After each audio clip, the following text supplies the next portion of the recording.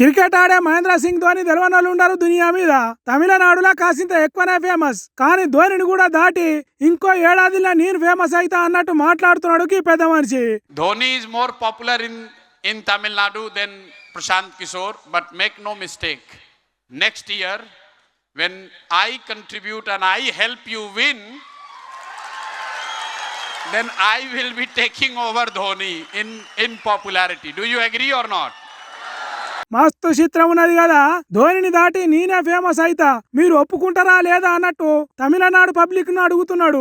దానికి వాళ్ళు ఈరలు కొట్టుడు, కేకలు పెట్టుడు, బొబ్బ చేసిండ్రు అనుకో రాదుర్రి. క్రికెట్ ఆటలో ఓడిపోయే మ్యాచ్ల్ని ఎట్లా గెలిపియాలో ధోనికి తెలిస్తే నాకు పార్టీలను ఎట్లా గెలిపియాలో తెలుసు అన్నట్టు మస్తు ధైర్యంగా చెప్తున్నాడు.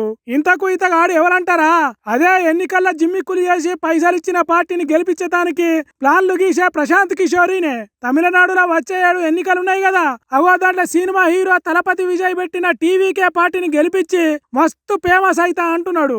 ఐపీఎల్ లో చెన్నై సూపర్ కింగ్స్ ను ధోని గెలిపించి ఫేమస్ అయితే ఇప్పుడు నేను కాబోతున్నా అని కాన్ఫిడెన్స్ గా చెప్తున్నాడు. లాస్ట్ బాల్ కు ధోని 6 కొట్టినట్టు ప్లాన్ చేసి పార్టీని గెలిపిస్తాడో, లేకుంటే నమ్ముకొని జట్టుకు కెప్టెన్ చేసిన టీవీకే పార్టీని డక్అవుట్ చేస్తాడో అనేది ముందు చూడాలి.